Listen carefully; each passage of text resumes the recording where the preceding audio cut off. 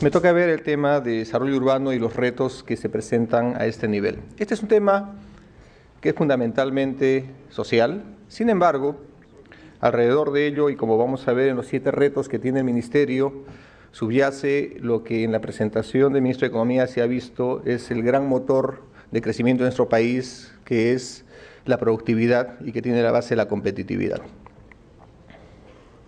Hacia allá. Ahí está. Tenemos 7 retos, decía. Y el primer reto es el de generar ciudades sostenibles a lo largo y ancho del país.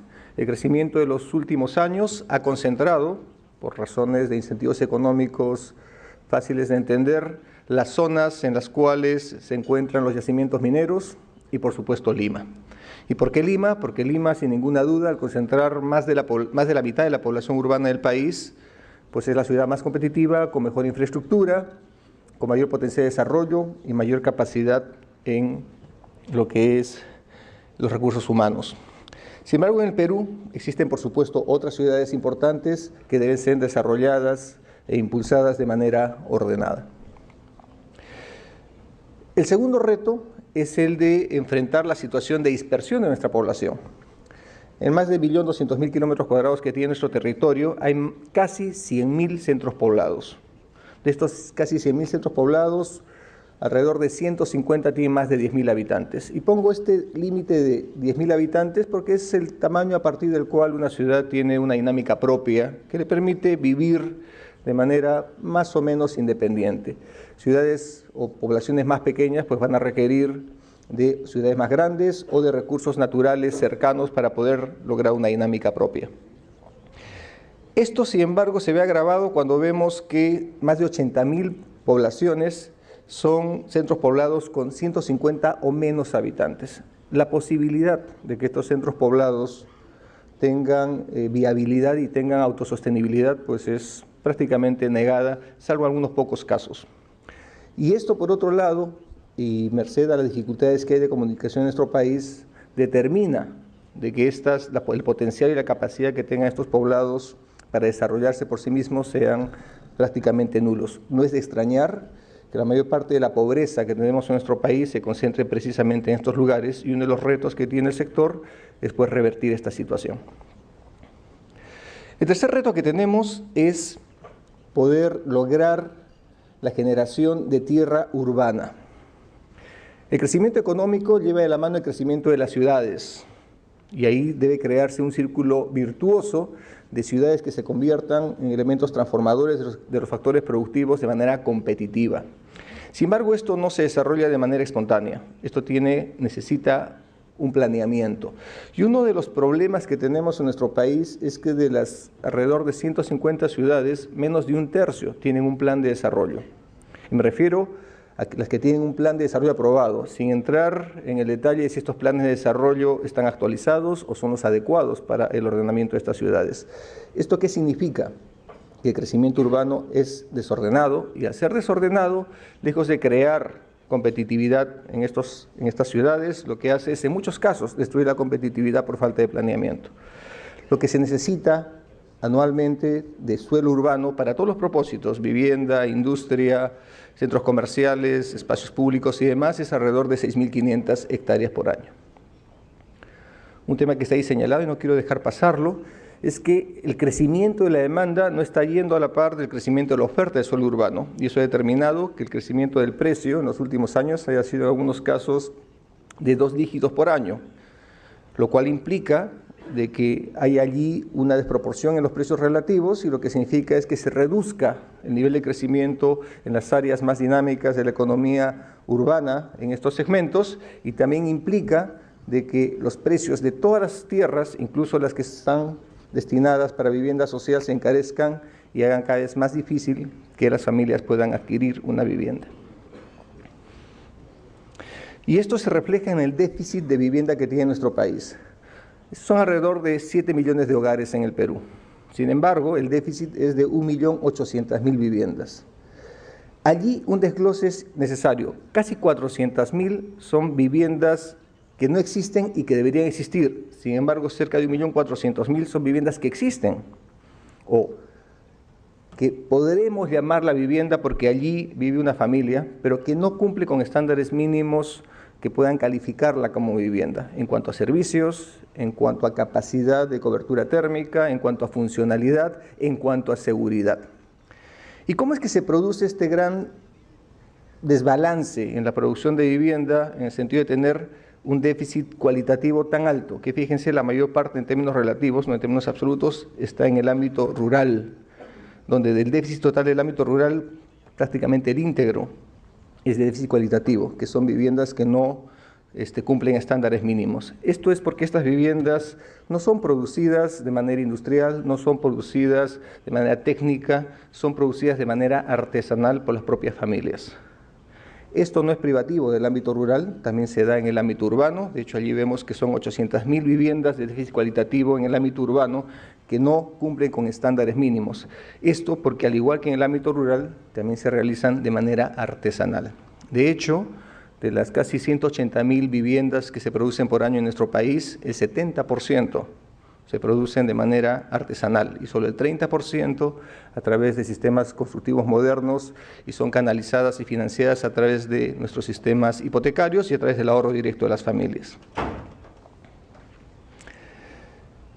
El quinto reto es el lograr, en este balance que hay entre oferta y demanda, que las familias puedan acceder a viviendas, pero en el contexto de una ciudad ordenada que les dé una calidad de vida adecuada. Porque cuando se trata de viviendas no se trata simplemente de pensar en el habitáculo, en la construcción de la cual va a ser propietaria cada familia.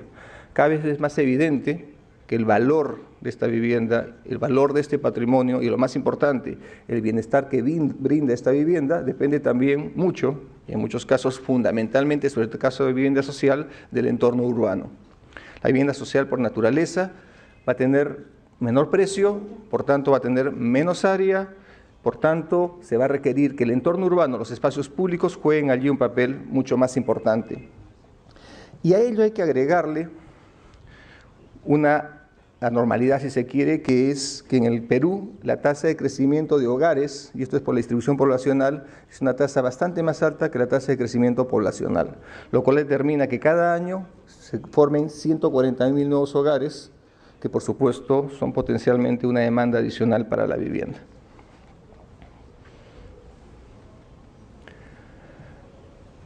Mencionaba antes que el gran déficit cualitativo que veíamos se da porque buena parte de las viviendas que se construyen en nuestro país se realiza de manera artesanal.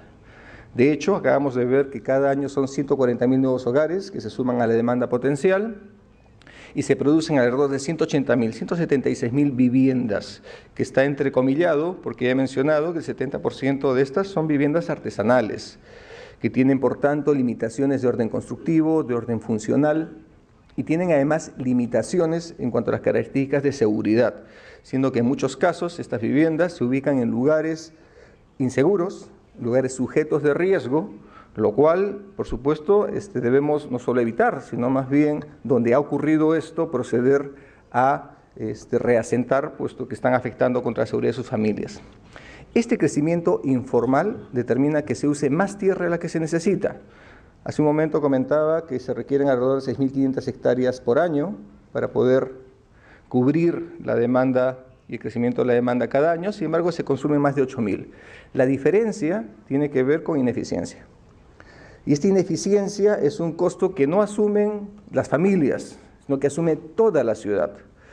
Es este patrón de crecimiento de las ciudades lo que determina que tengamos ciudades muy extendidas, de baja densidad, sin planeamiento en el transporte público, sin capacidad de articularse con los medios de producción, y producen las ciudades que el día de hoy vemos en el Perú, que tienen que ser renovadas, y uno entiende que esto sucede por dos factores principales. El primero, la falta de planeamiento en las ciudades, que lo mencioné antes, y la segunda es que el sistema formal no tiene medios para reconducir esta demanda hacia la producción de una vivienda sana y segura.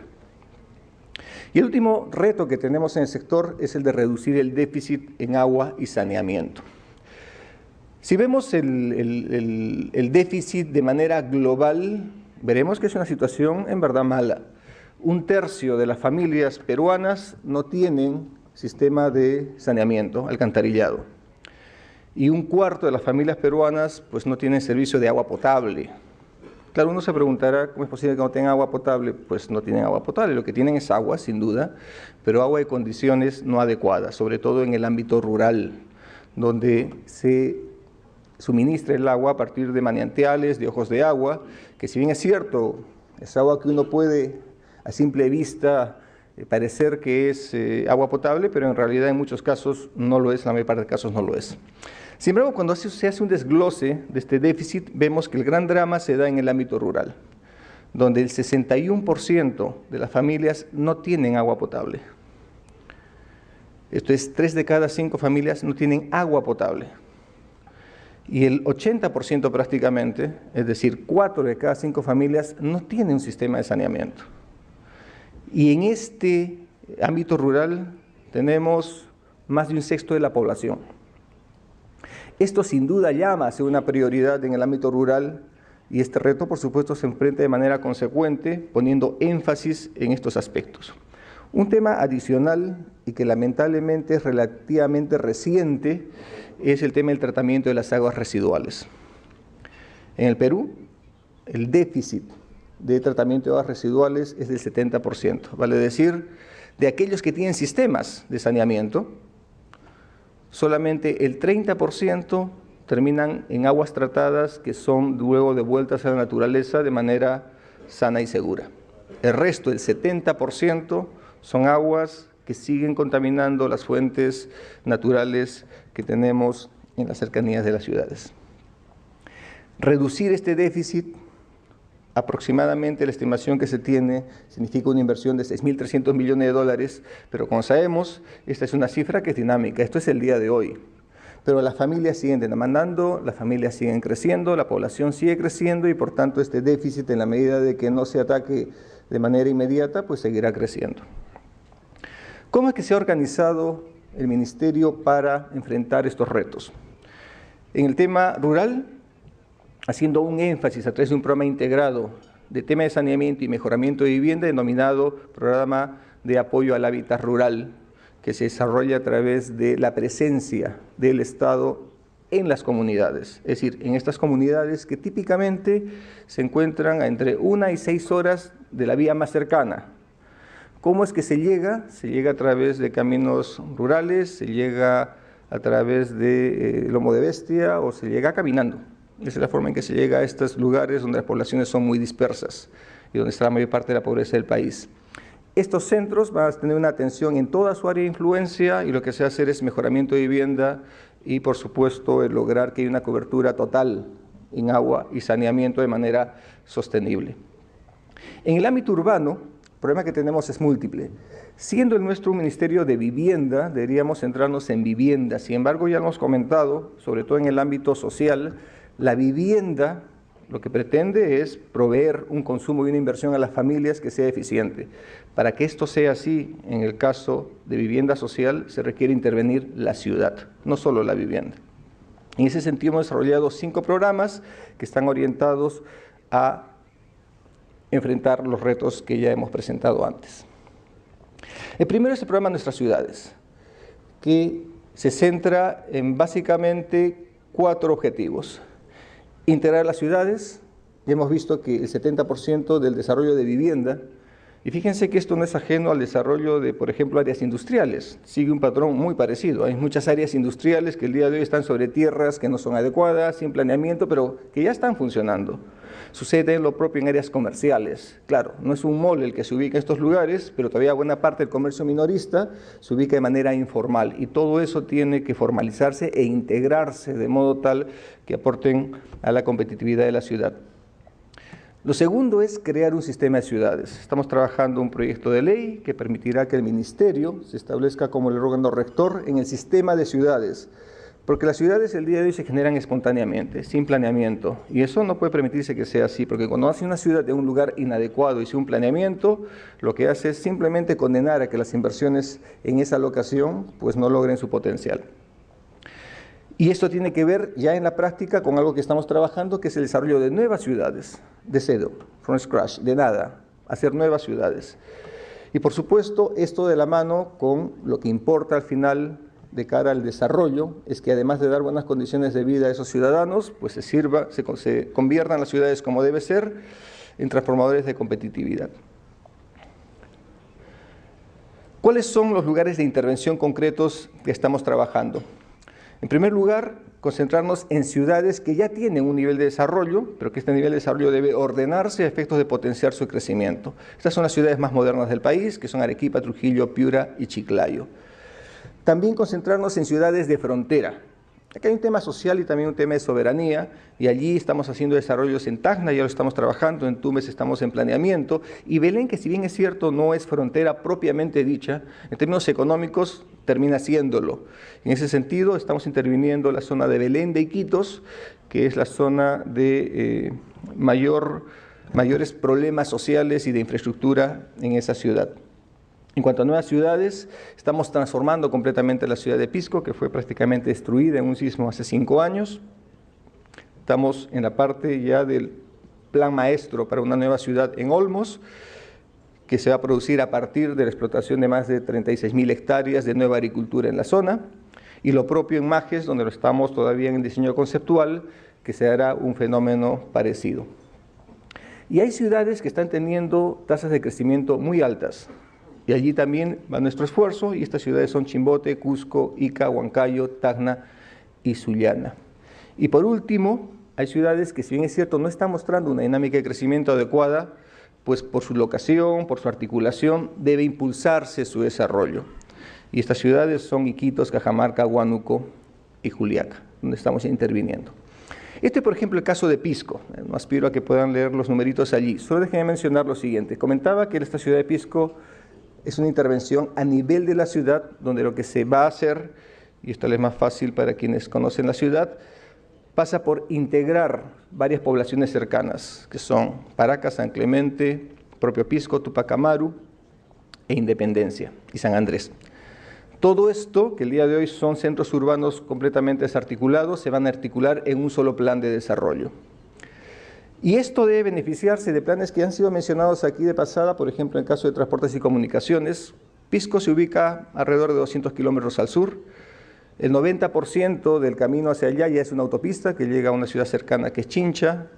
La ampliación de la autopista para que pase por Pisco y vaya más allá, que es la ciudad de Ica, y es un tema que está trabajando el Ministerio de Transportes y Comunicaciones, de modo tal que habrá una autopista para llegar a Pisco. Hace pocas semanas se ha iniciado la remodelación completa, integral, prácticamente la construcción, porque lo que es una pista en Pisco, que permitía tener un aeropuerto de prestaciones suficientes, porque ese es el estándar, hacer el aeropuerto alterno, el de Jorge Chávez. Y pronto, como ya se anunció, pues se lanzará la concesión para el puerto de Pisco, con lo cual tenemos un puerto de gran nivel, un aeropuerto internacional, una autopista y tierras para desarrollar de manera integrada. Esto se suma al potencial que ya ha venido desarrollando Pisco, todavía a tasas muy bajas, pero que debe ser impulsado, que es el potencial turístico y sobre todo el potencial industrial, sobre todo para gran industria. No olvidemos que allí tenemos energía eléctrica, tenemos buenas líneas de transmisión y además por allí pasa el gasoducto. Es decir, todo lo que se requiere para lograr una ciudad articulada, con gran potencial y por supuesto con gran nivel competitivo. Estamos haciendo muchas intervenciones allí, acá solamente para mostrar algunas cosas que estamos trabajando, espacios públicos para que este turismo no solamente sea el turismo de quienes pagan 300 o 400 dólares por noche, sino turismo para clase media, de modo tal que las familias, ¿no es cierto?, tengan espacios de esparcimiento en espacios públicos que no les requieran más gastos. Esto debe impulsar un tipo de turismo interno orientado, como decía, a familias de menos ingresos. Dentro del tema de nuestras ciudades, decía, está el tema de Olmos. Olmos es toda un área de más de 500.000 hectáreas que se desarrollará principalmente alrededor de potencial agrícola. El potencial agrícola de Olmos es de más de 170.000 hectáreas. Hoy ya se han subastado 36.000 hectáreas, que se suman 6.000 hectáreas de renovación del Valle Viejo. Sin embargo, si hubiera agua, esto se podría triplicar. Existe ya buena parte de la infraestructura, se tiene un túnel de trasvase que va a funcionar para los 400 millones de metros cúbicos que trasvasará a 1/3 de su capacidad. La presa derivadora pues requiere de obras muy pequeñas y si se logra consolidar el río Huancabamba, pues no es muy difícil que se pueda duplicar el área irrigable. Y esto, por supuesto, potenciará la nueva ciudad de Olmos, para la cual ya dentro del plan maestro se ha destinado alrededor de 8.000 hectáreas. De acuerdo a los estimados que tenemos ya realizados, esta ciudad, que el día de hoy no existe, en 10 años debe llegar a 100.000 habitantes. Este es otro proyecto pequeño de generación, esto ya dentro de lo que es generación de suelo urbano. Esto está dentro de un nuevo plan maestro, es parte de la nueva ciudad de Pisco y son nuevas áreas para generar un crecimiento ordenado de la ciudad. Estas áreas se van a dedicar a reubicar familias. Comentaba de pasada que la razón de intervenir Pisco es que fue prácticamente destruida por un sismo hace 5 años. Se ha reconstruido la infraestructura, pero hay que darle un nuevo orden a lo que es el tejido urbano, y parte de esto son nuevas ciudades, nuevos proyectos. Este es un proyecto que llegará a 10.000 viviendas. La primera etapa ya se está trabajando de 1.000 viviendas y, reitero, servirá para reubicar a quienes están en áreas peligrosas y, por supuesto, servirá también para proyectos nuevos de desarrollo, principalmente vivienda, aunque no está negado que allí también se puedan hacer desarrollos industriales y otras características. Dentro de lo que es suelo urbano, generar mayor cantidad de tierra, estamos trabajando con las municipalidades para dar un mejor orden a las ciudades y, de la mano con ellos y sobre tierras que pueden ser del gobierno nacional, de las municipalidades o de los gobiernos regionales, crear macrolotes, los cuales se entregarán con todos los permisos, con toda la normatividad, con todas las facilidades de servicios, de modo tal que tengan su mayor y mejor uso por el sector privado. Esto no es privativo de vivienda, también podrá orientarse a temas industriales principalmente y, como no, también a temas comerciales. Esto va a significar en algunos casos reconvertir áreas, como se hizo hace algún tiempo, por ejemplo, en el cordón industrial de Lima, en la avenida Argentina, donde se dio la normativa. Por supuesto, se requerirá más impulso que eso, como el tema de mejorar las redes de servicios, que es parte del plan que tenemos en el Ministerio. Ahora bien, parte de estos retos es cómo hacemos el match entre oferta y demanda. Y el problema es ingresos. Y una forma de resolver el problema de ingresos y la capacidad de ahorro es el sistema financiero. Y lo que tenemos acá son los productos a través de los cuales el Estado impulsa la demanda. Porque acá sí es un tema importante que debo señalar y lo preguntan a menudo. En el Perú, dentro de las políticas que tenemos, el Estado no contrata construcción de viviendas. El Estado da las facilidades, pero la construcción de vivienda, las características las elige íntegramente el sector privado. De lo de la oferta es apoyo. El Estado no contrata compra de viviendas ni asume riesgos comerciales. Lo que hacemos es ponernos del lado de la demanda. Y ahí tenemos productos como es el crédito Mi Vivienda, que es una línea de crédito que se pone a disposición de los bancos para que, con una serie de características que facilitan su colocación, puedan llegar a familias que de otro modo no calificarían, o que, calificando, la tasa de interés que tendrían que pagar por el riesgo que tienen estas familias, pues sería una tasa de interés que les alejaría de la posibilidad de comprar vivienda. Este es un crédito que vamos a potenciar. Este año logrará colocar alrededor de 15.000 créditos. Nuestra idea es ir mejorando las características y profundizar este producto de modo tal que podamos incrementar al menos 50% de las colocaciones. En la parte más baja, las familias que tienen menos ingresos, ahí se requieren subsidios. Y los subsidios, que se llama el programa Techo Propio, que se entregan, que son alrededor de $6.000, lo que se entrega en subsidio directo a las familias de menos ingresos, lo que permiten es que puedan acceder a vivienda que de otro modo no podrían acceder, ni por su capacidad de ahorro, ni por los créditos hipotecarios, requieren un subsidio directo. Y el Estado lo que hace allí pues, es entregar directamente este subsidio.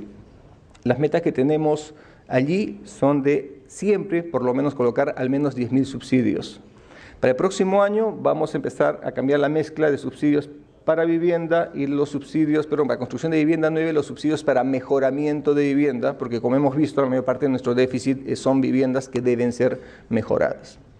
Y en medio de ambos está una herramienta que es el crédito, que es el que vamos a usar para esta parte de generación de vivienda, que es el 70% que mencionaba, que es la vivienda artesanal, que es la que llamamos aquí autoconstrucción, que a través del crédito lo que vamos a hacer es asegurarnos de que estas viviendas sean construidas de manera adecuada, es decir, en lugares en los cuales deben construirse viviendas con supervisión técnica, tanto de ingeniería como de arquitectura, con supervisión durante la construcción y todo en el marco del planeamiento de las municipalidades, de modo tal que la inversión que están haciendo las familias allí pues sea una inversión duradera, sostenible y que por supuesto sea una buena reserva de valor. Es un programa que recién hemos lanzado, hace un poco más de un mes, recién hemos colocado 1 millón de soles, pero la idea allí es para el próximo año como meta colocar 500 millones de soles, que son créditos, y son créditos sin subsidios.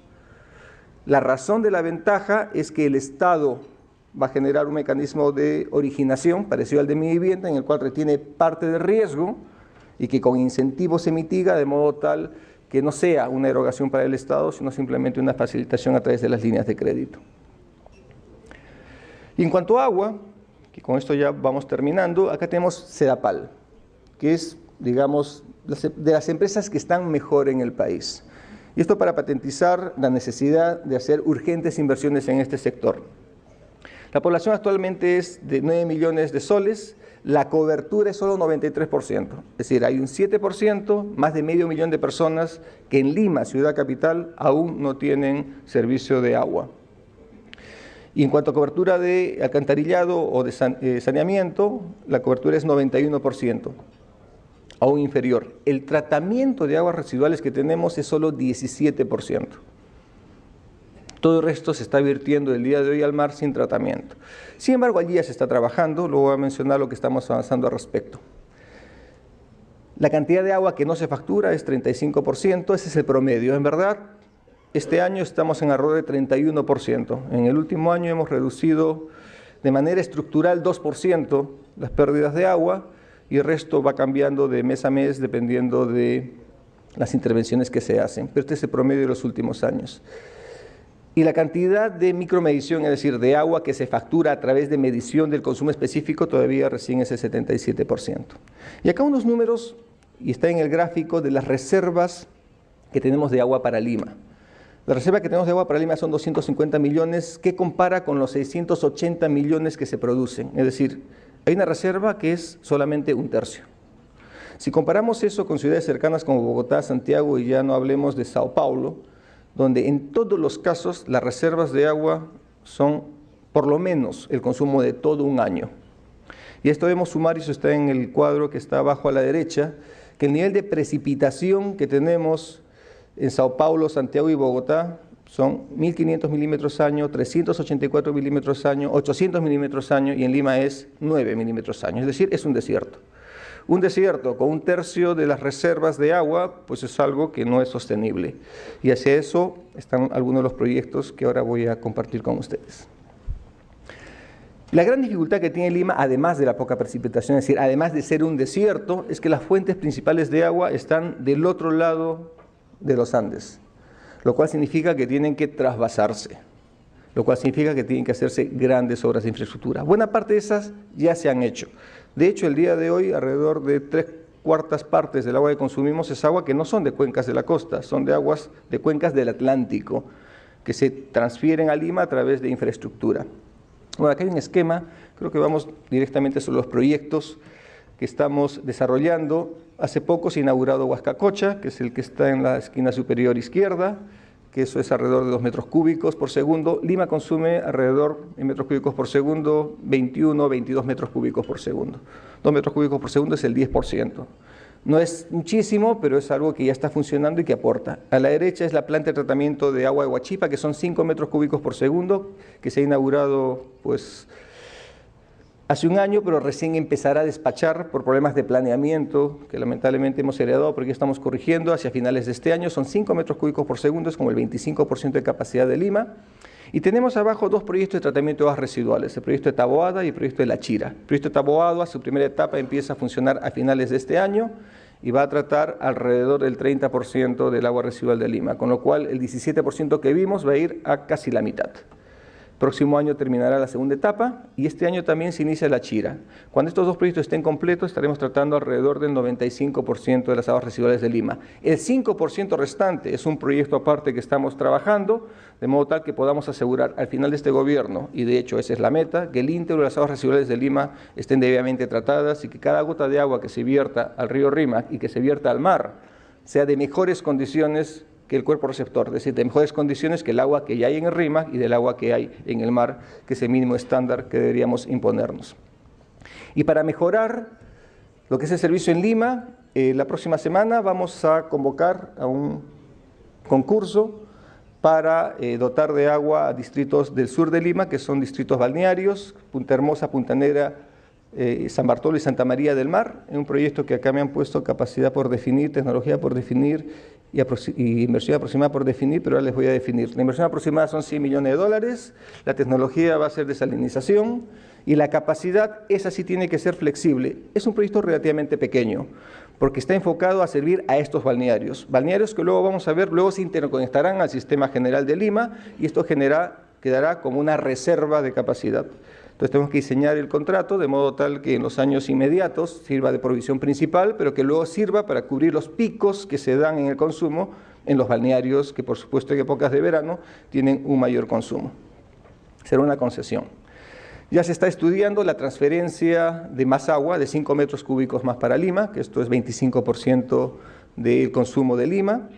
Esta es una inversión de aproximadamente $216 millones, esto está en estudio y de hecho el próximo año debemos estar ya definiendo cómo se hace esta concesión. Luego en Lima hay dos cuencas, el río Rímac, hay tres, pero que son, digamos, promisorias o posibles de actuar como suministro de agua para Lima, son el Chillón y el Rímac.